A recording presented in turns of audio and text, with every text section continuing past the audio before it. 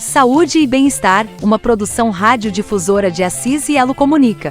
Oferecimento: Farmácia Antiga, Hospital de Olhos Oeste Paulista, Clínica Paliar Enfermeira Natane Cardoso, Clínica Cuore Vitá, Farmácia Botica Animale, Santa Casa de Assis, Clínica Bruno Baldi, CIS Consultoria, Dona Boleira, Salão de Beleza Luana Abad, Cirúrgica Multicare, Doutora Daniele Rinardi.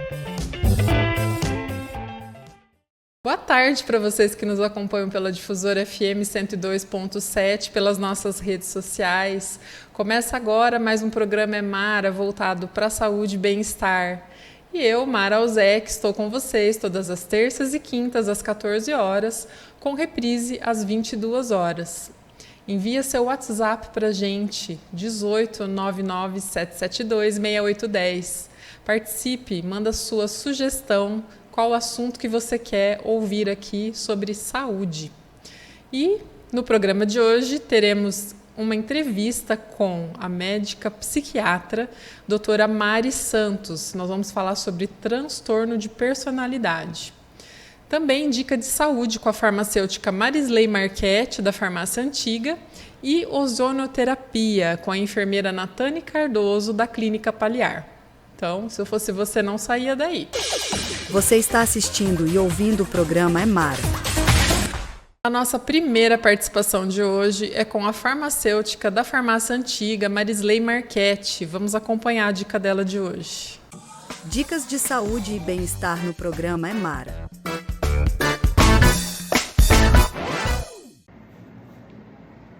Uma das queixas bastante comuns dos nossos pacientes aqui na Farmácia Antiga é a ansiedade, o estresse, a depressão, a irritabilidade. Sintomas de falta de memória, cansaço físico, mental, vontade de ficar na cama por um tempo maior, insônia ou sono em horários inadequados e quando chega para dormir, esse sono foi embora.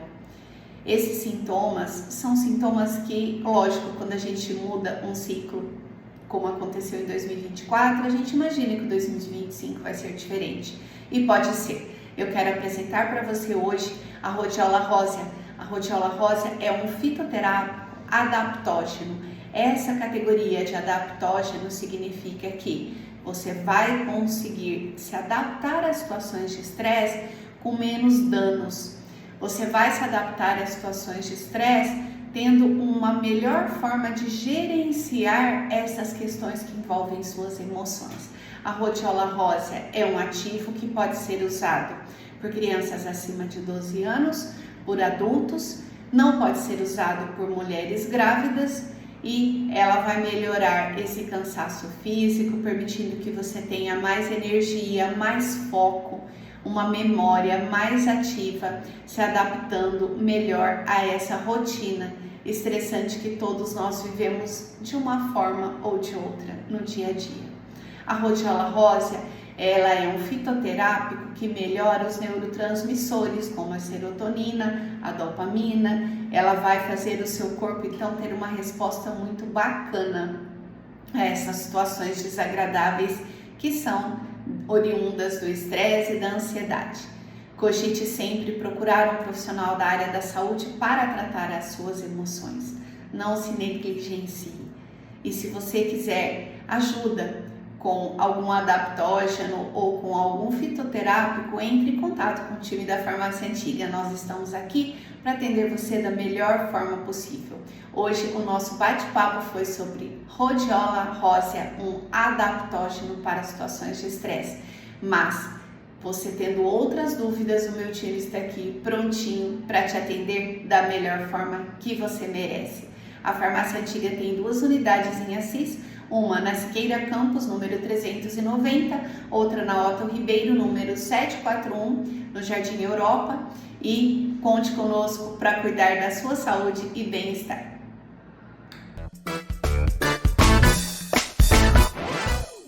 Você confia em quem manipula seus medicamentos? A Farmácia Antiga tem mais de 32 anos de experiência, aliando qualidade e o carinho que a sua saúde merece. Com laboratórios super equipados, atendimento cuidadoso e muita tecnologia magistral. Além do site, a Farmácia Antiga tem 2 lojas em Assis, na Avenida Siqueira Campos, na Vila Operária e também na Avenida Otto Ribeiro. Na Farmácia Antiga, a gente cuida de você enquanto você se cuida. Envie sua receita ou fale com a gente. Cirúrgica Multicare, aqui você encontra todos os produtos para cuidados com a sua saúde. Produtos ortopédicos, médicos e hospitalares, hipoalergênicos, esportivos, jalecos de diversos modelos, linha infantil como mamadeiras, chupetas e coletes de piscina, atendimento de emergências com curativos, imobilizador ortopédico, aluguel e venda de cadeiras de rodas, andadores e muletas, cintas pós-cirúrgicas, palmilhas para os pés e muito mais. Faça uma visita e conheça. Cirúrgica Multicare, Rua José Nogueira Marmontel, 147, telefone 3324-5544, WhatsApp 1899-752-8187.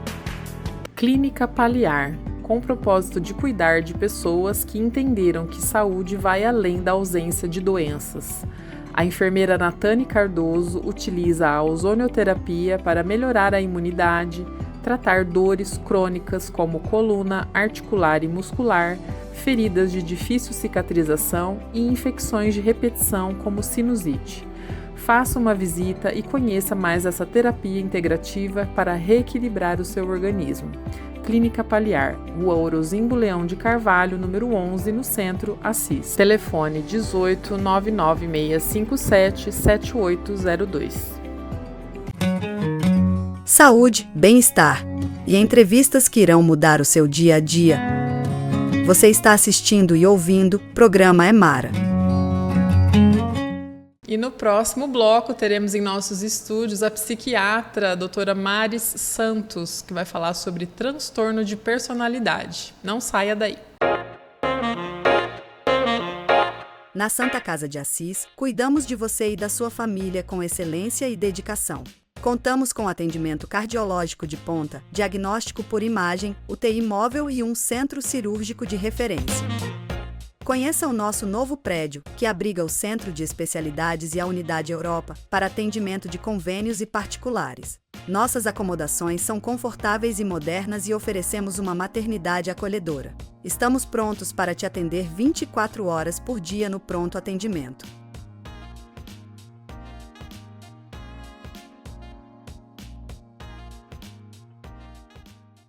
Em um mercado desafiador, o auxílio de uma consultoria pode ser decisivo para o sucesso do seu negócio. E a Assis Consultoria possui um time de especialistas para te auxiliar. Com mais de 30 anos prestando serviços no setor de consultoria e mais de 160 cidades atendidas por todo o Brasil, o nosso objetivo é fazer o seu negócio crescer. Atuamos nos setores de estratégia, marketing, vendas, finanças, recursos humanos, software e diversos treinamentos para gestão e equipe. Com o nosso jeito CIS de ser, cuidamos de você e do seu negócio. Acesse nosso site e conheça um pouco mais sobre nós. Botica Animale, a farmácia de manipulação para o seu animal. Pioneira em Assis e região. Manipulação de formas farmacêuticas inovadoras e sabores que agradam ao paladar dos animais. Linha exclusiva Animale Care para cuidar do seu animalzinho em casa. Produtos de higiene e cuidado, terapia integrativa, petiscos e desidratados, alimentação natural para o seu pet. Escolha a forma farmacêutica que mais se adeque ao seu animal. Boutique Animale, Rua Capitão Assis, 205, no Centro. Telefone 18 99700 6908. Bate-papo com especialistas. Já estamos nos nossos estúdios com a nossa convidada de hoje, a médica psiquiatra, a doutora Maris Santos, que atende pela Unimed e também no APAS, aqui de Assis. Seja muito bem-vinda, doutora Maris. Hoje nós vamos falar sobre transtorno de personalidade. Obrigada, Mara. Muito obrigada pela oportunidade. Vai ser um prazer conversar sobre isso. Isso, vamos bater um papo. Vamos começar falando o que é o transtorno de personalidade e se existem tipos, quais são os mais conhecidos? Mara, hoje em dia a gente tem uma prevalência de transtornos de personalidade em torno de 50% da população mundial. E esse transtorno ele acaba ocorrendo na formação da própria personalidade da pessoa. Então, no decorrer da vida do indivíduo, até mais ou menos uns 6, 7 anos de idade, ele vai ter a formação da personalidade. E aí tem alguns fatores que vão contribuir para isso. Então, fatores biológicos, genética, emocionais, o meio que ele vive. Algumas pessoas, diante de algumas situações que vivem, né, nessa formação da personalidade, acaba não desenvolvendo essa personalidade de uma maneira saudável. E aí vem os transtornos, que pode ser de ansiedade generalizada, que é o top que mais, né, que é uma incidência maior na população. Pode ser compulsivo, obsessivo por algo, né, religião, alimento, beleza, né? Pode ser o narcisista, que é aquela pessoa que tem uma sensação de grandiosidade e ela acredita que ela realmente é algo muito importante. E muitas vezes é só uma fantasia ou não. Alguns conseguem um patamar, né, em profissões, artístico, né, mas ele tem esse perfil. Tem os antissociais, que acabam ficando numa situação de mais reservados, mas ao mesmo tempo com uma certa maldade, uma insensibilidade com o outro, né? Borderline também, que é um dos mais novos que foram assim descritos ultimamente, né? E todos eles sempre têm alguns detalhes muito significativos, muito evidentes de que tem algo errado. Ele não é funcional. Ele funciona, mas ele perturba a si mesmo e quem está em volta também. Muito bem, então você disse que o transtorno de personalidade ele é genético e ele também pode ser desenvolvido durante a vida, assim, dependendo dos acontecimentos? Nós temos uma porcentagem genética, né? Então tem algumas pessoas que têm uma genética para poder ter essa predisposição, onde ela vive com um meio que não é adequado para formar a personalidade dela, e aí ela acaba fazendo com que a sua personalidade fique modificada. Então, nós temos, sim, a genética envolvida nisso. Mas nem sempre só genética. Tem pessoas que não têm genética nenhuma e ela desenvolve por causa do meio onde ela viveu. Então, dizem muito sobre a infância, mas não só sobre a infância, né? Existem situações até intraútero, né? A primeira infância, adolescência, o início da vida adulta, todas as fases da vida podem influenciar, né? Mas principalmente na infância, porque é onde realmente, segundo Freud, os estudiosos sobre personalidade, dizem que é nesse momento onde se forma muita personalidade e onde fica algumas coisas ali que é como se você não conseguisse fechar aquele ciclo e você consegue sobreviver, mas sempre fazendo uma compensação. E essa compensação vem no transtorno de personalidade, onde ela mostra algo que não está funcional, que não está legal na relação dela com os outros, nem com ela mesma, mas ela tenta fazer com que aquilo dê certo, porque ela acha que é assim que tem que funcionar. Na realidade, não fechou um ciclo lá na infância, provavelmente. Algo aconteceu que deixou ela muito perturbada e ela não conseguiu evoluir dentro da psique, né, da análise mesmo da mente dela, né? E existe, sim, algumas personalidades, como, por exemplo, o narcisista, o antissocial. Foram feitos vários estudos, porque eles têm uma possibilidade de causar muito mal ao outro e não perceberem, não terem essa dimensão de que estão realmente causando mal para um semelhante dele.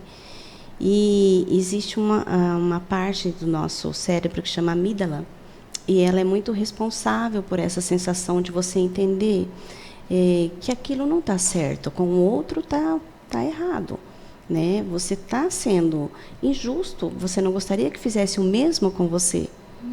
E essa parte da amígdala deles é hipofuncional, não funciona o suficiente. Então, muitas vezes, ele não tem essa dimensão de que está errado. Poderia ser diferente, teria que ser diferente, né, para conseguir viver em sociedade. Doutora, tem diferença entre traço de personalidade para transtorno de personalidade?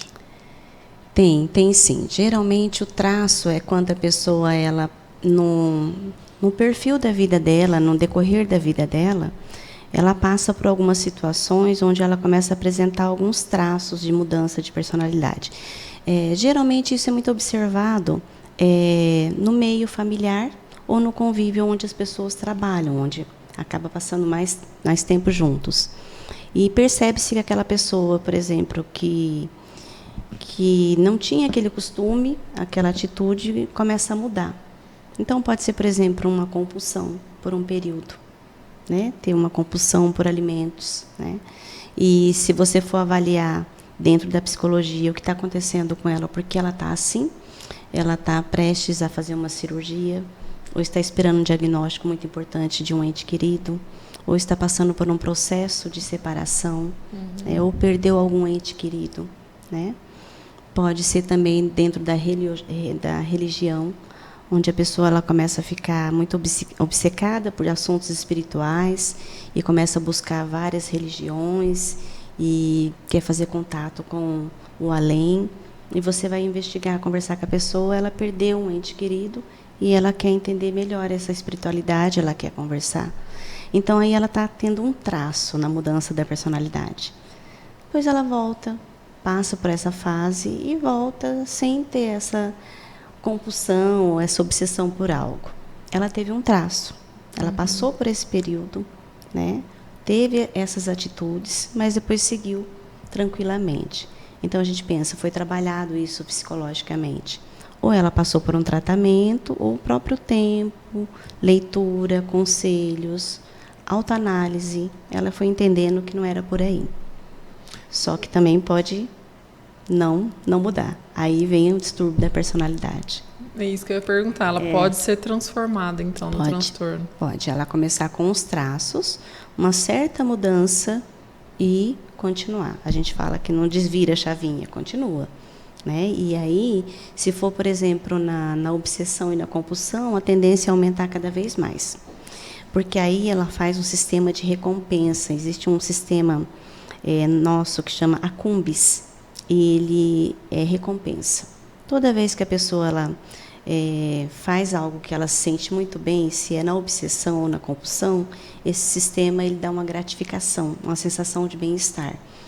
Com neurotransmissores de bem-estar, endorfina, serotonina, os neurotransmissores do prazer e da felicidade. Aí, nesse momento, a pessoa tem essa sensação de muito bem-estar. E quando ela tem essa sensação de bem-estar, ela pensa, vou fazer isso sempre. Me senti tão bem, mas ela está ganhando quilos, né? Ou ela está procurando algo que possa oferecer risco para ela, né? Isso tem muito a ver com a drogadição, quando a pessoa vai pelo uso da droga. E sistema Kumbis que está dominando.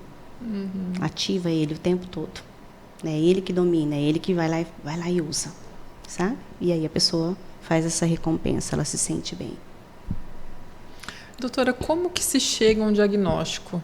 Quais são os primeiros sinais, né, quando se tem um transtorno de personalidade? Geralmente, quando as pessoas chegam no consultório, a primeira consulta eu costumo perguntar: e aí, o que te trouxe aqui? Você veio ou alguém te trouxe, pediu para você vir? Porque muitas vezes, nem sempre é a própria pessoa que fala, não estou legal, tem alguma coisa que está errada, eu preciso procurar um psiquiatra. E a nossa cultura, Brasil, psiquiatra ainda é algo muito médico de louco, né? E, na realidade, são transtornos, são situações, maneira de pensar e agir, que muitas vezes pode estar te prejudicando no serviço, nas relações familiares, né? E não chega a ser exatamente uma loucura, como dizem, né? E muitas vezes a pessoa fala, não, eu vim porque o meu pai, minha mãe, os colegas do serviço, meu amigo, meu namorado, falaram que eu não estou legal.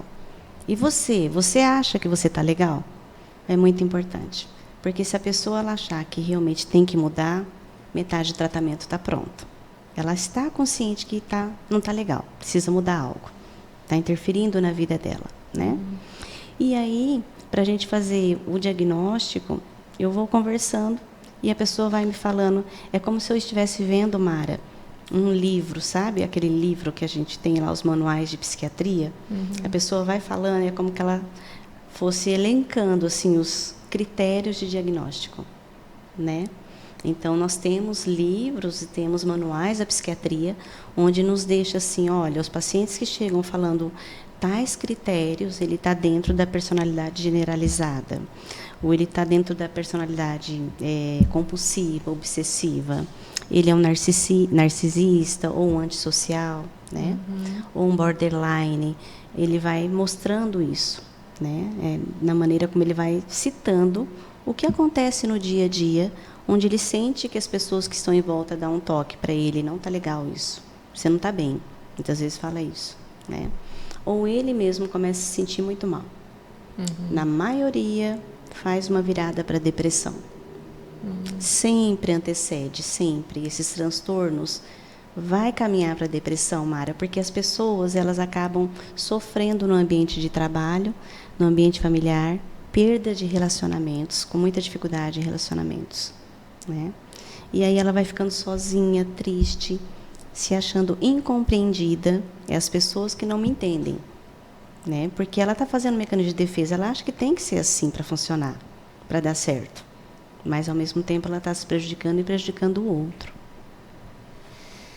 Muito bem, hoje nós vamos falar um pouquinho sobre narcisista, né? A personalidade narcisista, porque eu acho que a gente tem que ter um programa para falar em cada personalidade, né, doutora?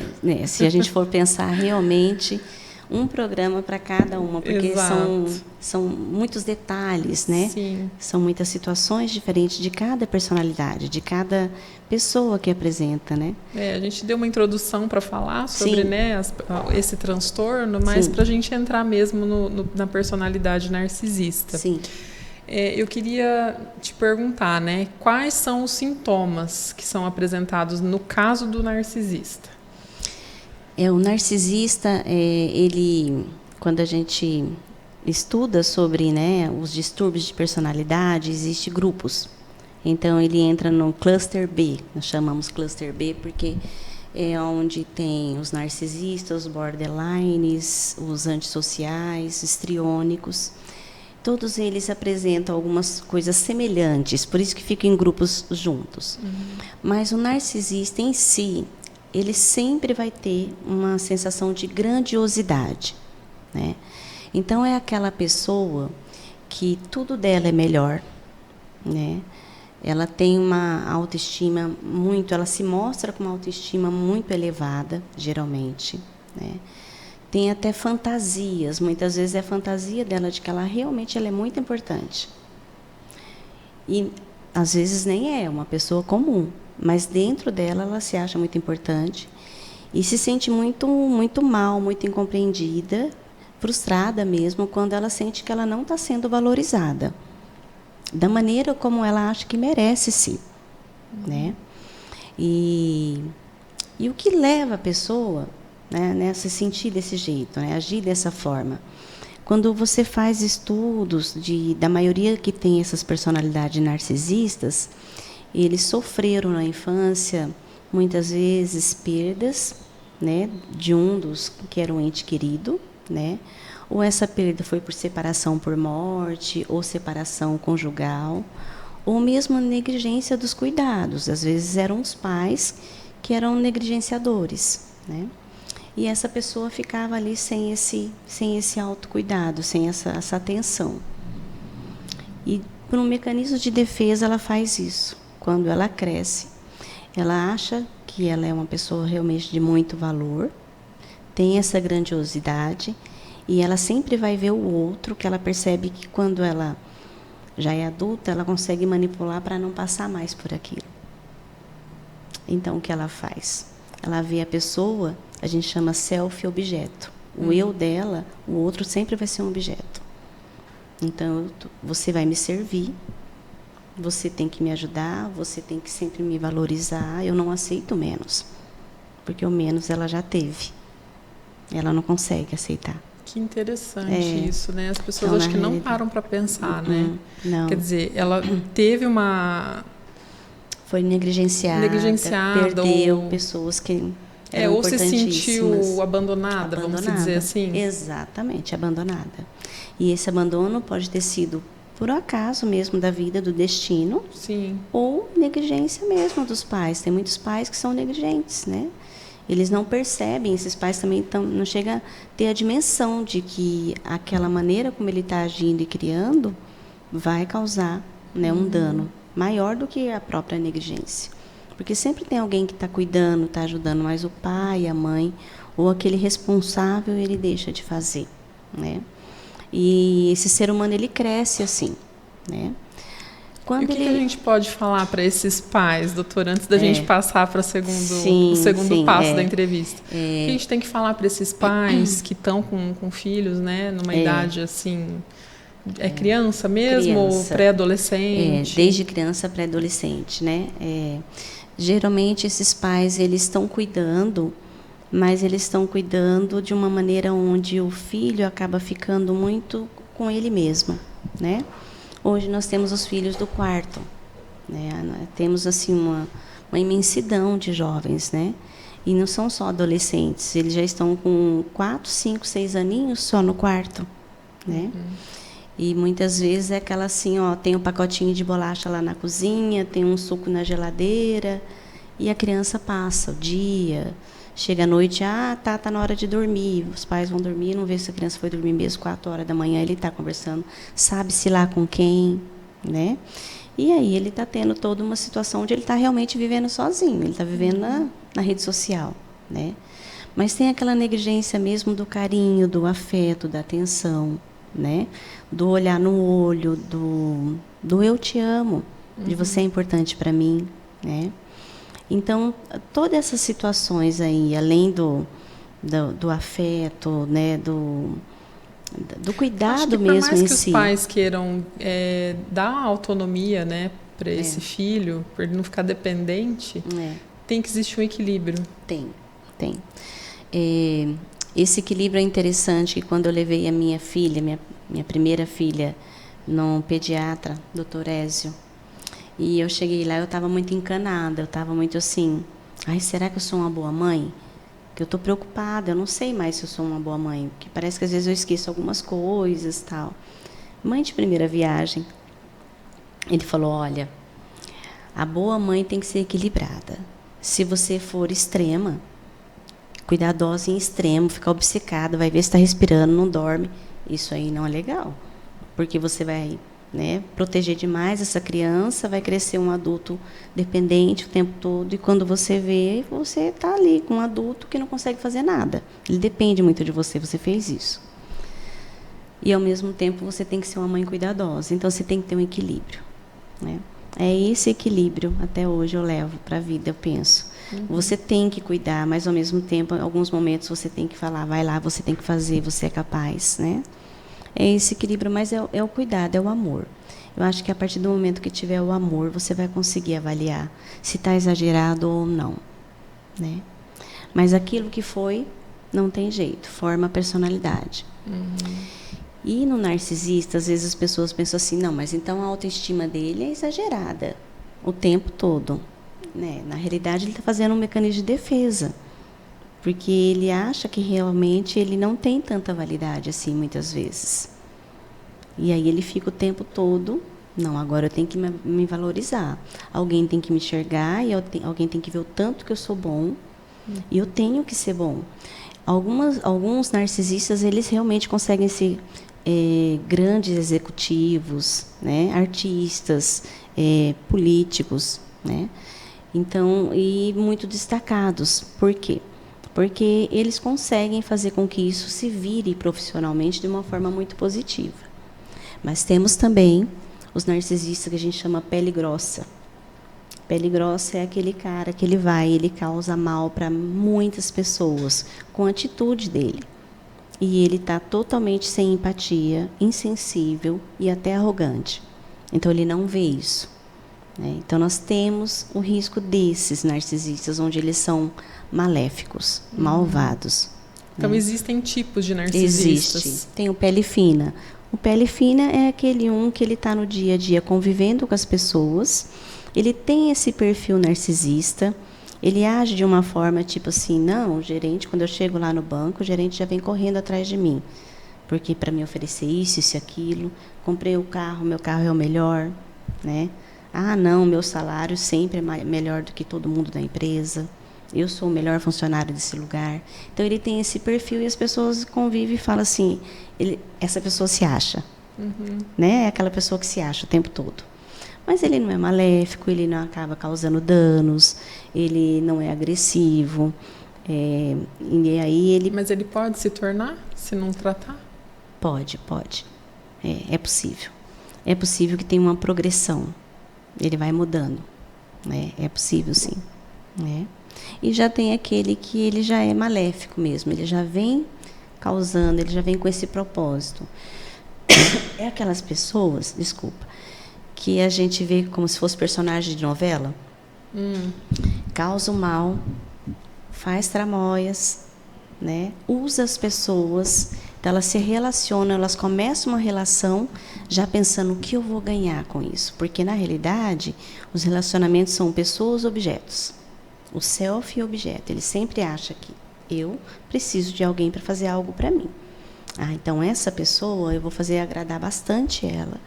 E eu espero uma grande recompensa com isso. Se essa pessoa não der essa recompensa, é onde vem. Então, as relações são vazias, extremamente vazias. Elas nunca têm aquela coisa edificada e duradoura, não. Porque as pessoas, em sã consciência, percebem que está sendo objeto. E quando elas percebem que elas estão sendo usadas como objeto, elas se afastam. Né? E esses narcisistas, eles vão procurar outros, sempre alguém. Né?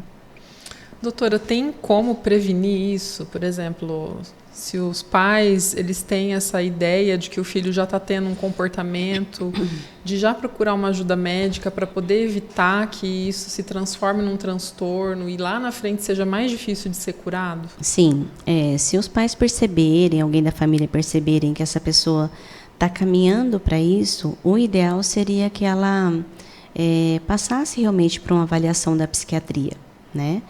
Para conseguir observar esse perfil. Muitas vezes não é só numa consulta da psiquiatria que a gente consegue delinear esse comportamento. É muito comum, dentro da consulta, você pedir para fazer uma psicoterapia, que é a terapia cognitiva comportamental. Aí o psicólogo vai começar a fazer terapias com essa pessoa, conversar com ela sobre o dia a dia dela e as situações que ela está vivenciando, como ela sente e como ela age. Porque geralmente é a cognição, ela pensando, e a emoção, ela agindo. Né? E nessas duas situações, diante do que ela está vivendo no dia a dia, é onde você consegue ter um perfil. Se for um menor de 18 anos, nem sempre a gente consegue fazer um diagnóstico preciso, porque estamos numa transição onde tem hormônios, onde a vida adulta e o adolescente se confundem muito, né? Do que pode e o que não pode. Então, a gente espera passar um pouco, né? Depois dos 18, a gente consegue fechar um diagnóstico. E vai, em média, até uns 6 meses, por aí, avaliando essa pessoa, para fechar um diagnóstico, falar, realmente ele é um narcisista, ou ele é um antissocial, né?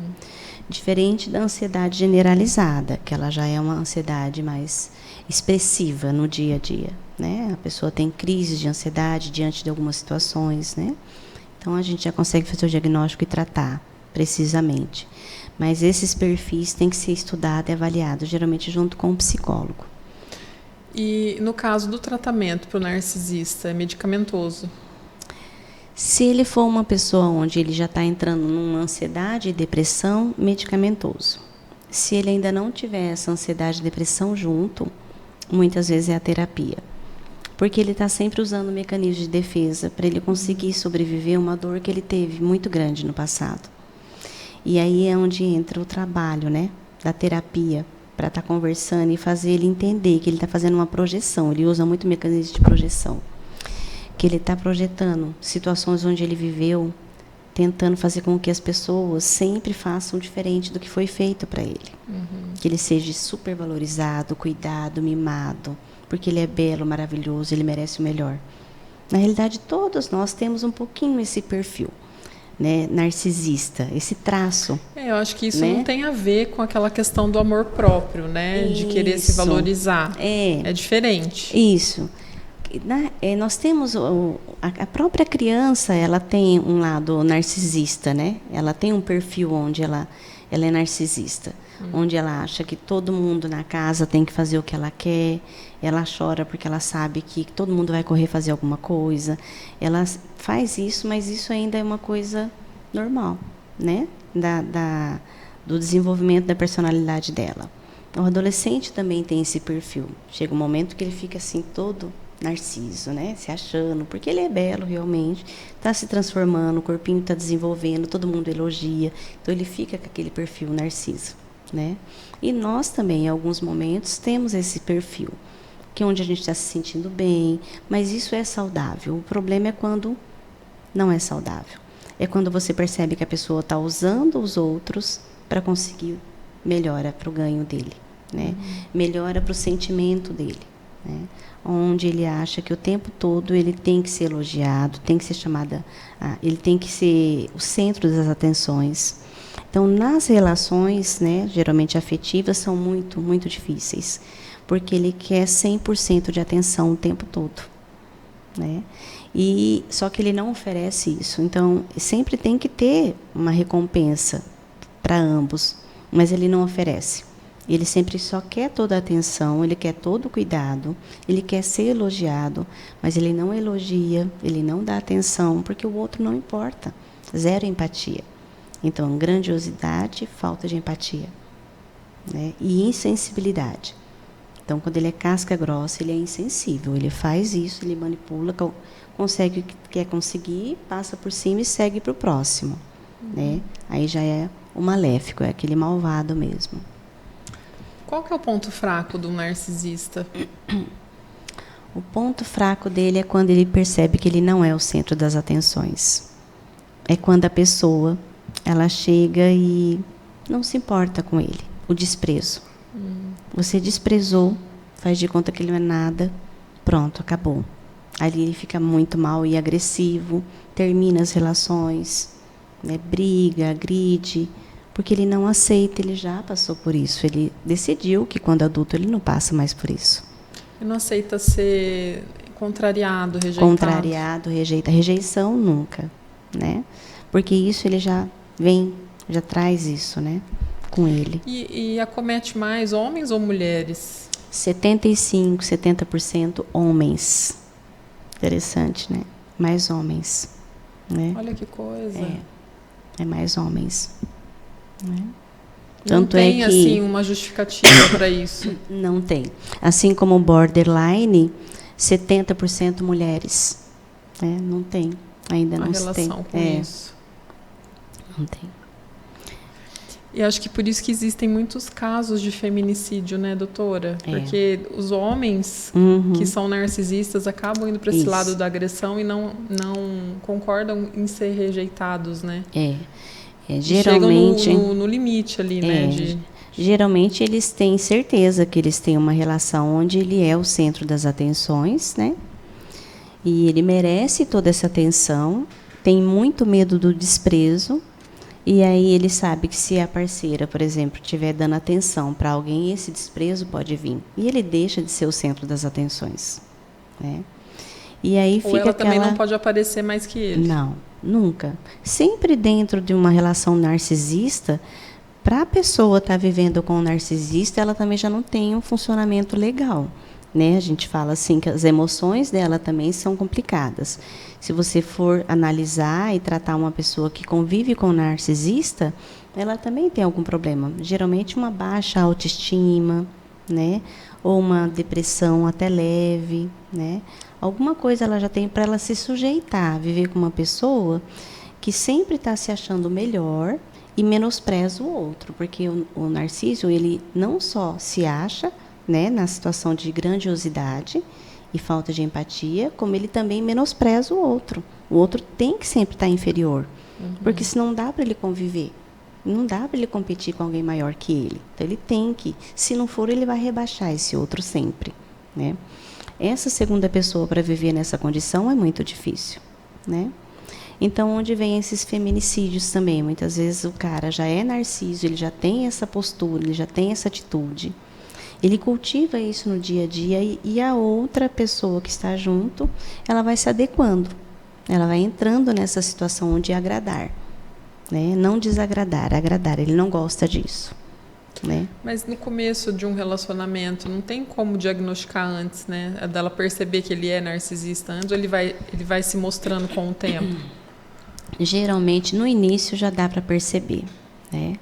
A pessoa ela tem esse perfil já no começo. Se você vê nas redes sociais, você já percebe quem é um narciso. Né? É aquela pessoa que o tempo todo está postando sobre ela. Né? O tanto que ela é isso, que é aquilo, e aí sempre está naquela autoestima demais. Essa autoestima em excesso tem um perfil narcísico. Né? E aí a gente já percebe que tem esse lado, esse traço. Né? Na convivência, a pessoa vai demonstrar isso, sim. Né? Mas muitas vezes nas relações não é só você avaliar como num projeto de serviço, numa entrevista de serviço para emprego. Você avalia e você vê que não tem um perfil, você fala, não vai ter jeito. Né? Temos aquela razão junto. Uhum. Nas relações vem a emoção. Então, muitas vezes a pessoa está percebendo que está errado, que não está legal, poderia ser diferente, mas ela fica naquela esperança de que a pessoa vai mudar, ou fala para a pessoa mudar, e a pessoa não muda. Ela não vai mudar, não tem como, foi o jeito que ela achou de conseguir sobreviver e viver com os outros. Né? Muito bem, ficaria aqui a tarde toda conversando com você sobre isso. Vamos passar para mitos e verdades para a gente finalizar a entrevista. Pessoas com transtorno de personalidade narcisista são egoístas e ambiciosas. Sim, são. Muito egoístas e ambiciosas, porque se ela tem essa coisa de grandiosidade e não tem empatia, ela já é. Ela quer algo. Ela sempre está em busca de o melhor. Eu tenho que ter o melhor. Uhum. Então, é uma ambição constante. E usa o outro para conseguir o que quer. É inteligente, comunicativo e agradável. Geralmente, mas tudo como teatro, né? É inteligente, agradável, vaidoso, né? Tem muito isso também. Uhum. Sedutor, por quê? Porque se ele está usando as pessoas como objeto para o seu eu, self, ele vai ter que ser isso, porque senão ele não conquista o que ele quer. Ele não chega onde ele quer ser agradado, ele quer ter o melhor. Alguém tem que oferecer isso para ele. Então, ele faz essa situação para ganhar isso. Não sabe lidar com críticas. Zero. Não sabe. É onde você pega o ponto fraco dele, porque ele não aceita ser contrariado. A hora que você fala isso, porque você, na realidade, está falando a real. Ele sabe lá no fundo que não está legal isso. É difícil ter um diálogo, então. É difícil ter um diálogo. E a última, é um bom marido, um bom pai, é uma boa esposa, uma boa mãe? Por um período. Depois de um tempo, você tem os adolescentes ou jovens adultos que falam: meu pai, minha mãe é narcisista. Ele age assim, faz assim. Eu tenho uma relação muito ruim, muito difícil. Eu acabo evitando ficar muito junto. Mas eu queria ter uma relação melhor, porque é meu pai, minha mãe. E esposa é uma situação mais difícil ainda, né? Onde tem ali muitos conflitos, né? Mas é possível, geralmente tem relações duradouras, sim, né? Mas conflituosas, sempre com muita discórdia, muito desentendimento, muita angústia da parte de quem está vivendo com o narcisista. Porque o narciso de verdade, ele acha que ele está agindo normal. É que o outro que não vê que ele é tão bom assim. É que o outro que não percebe que ele merece isso tudo, né? Então, é possível, sim. Eu já vi alguns vídeos na internet falando sobre mães narcisistas, né? Que existem depois de um certo tempo que a pessoa descobre isso. Na infância ela vai levando, porque a criança ela ainda não tem essa dimensão que essa mãe tem um distúrbio de personalidade. Ela está agindo de uma forma que não é contrário ao que poderia ser. E conforme vai desenvolvendo, né, desenvolvendo a personalidade, vai ficando um jovem adulto, ele vai percebendo que a mãe é uma narcisista, né? E muitas vezes, quando o filho já é adulto, aí a mãe mostra esse lado narciso mesmo. Não, você que tem que fazer isso para mim, porque eu sou assim, você não é assim, você está agindo de forma diferente, você tinha que ser diferente, não é assim, você tem que me ver como eu mereço, você não me dá valor, você não faz o que eu preciso. Como se fosse uma manipuladora. Sempre, sempre, sempre. Sempre manipulando para conseguir o que quer. Porque aí quem que é o objeto? É o filho. Né? E se você conversa com essa mãe e você explica para ela, ela não aceita, porque ela acha que aquilo que ela está falando e fazendo é normal. Esse é o certo. Né? É as pessoas ou o filho que não entende que ela merece aquilo, porque ela é isso, aquilo outro. Muito bem. Nossa, o nosso papo hoje foi muito bom. Não vi passar, viu, doutora? Você sentiu passar a entrevista hoje? Não, nem percebi. Ela acha 10 para as 3. Já fizemos um bate-papo aí. Eu acho que temos assunto aí sobre transtorno de personalidade para trazer cada personalidade para a gente conversar de uma próxima, né? Quero falar sobre borderline na próxima. Sim, vamos sim. Então, vamos, sim. Combinado. Agradeço muito a sua participação aqui com a gente e fico muito feliz de você ter aceitado o nosso convite. Que bom, eu que agradeço, Mara. Foi muito bom. Obrigada, viu, pela oportunidade. A gente que agradece. E para vocês que nos acompanham, daqui a pouquinho mais saúde e bem-estar. Aguenta aí. Saúde, bem-estar e entrevistas que irão mudar o seu dia a dia. Você está assistindo e ouvindo o programa Mara. Clínica de Cirurgia Plástica Dr. Bruno Baldi. Ambiente intimista e sofisticado. Cada detalhe é carinhosamente pensado para proporcionar uma experiência única de atendimento. Aqui você se sente uma verdadeira estrela nas mãos do renomado cirurgião plástico Dr. Bruno Baldi, com mais de 3.000 pacientes transformados, utilizando tecnologias modernas, eficientes e seguras. Transforme a sua autoestima e torne o seu sonho uma realidade. Clínica de Cirurgia Plástica Dr. Bruno Baldi, Avenida Otto Ribeiro, número 11, Jardim Paulista, Assis. WhatsApp 18996617800.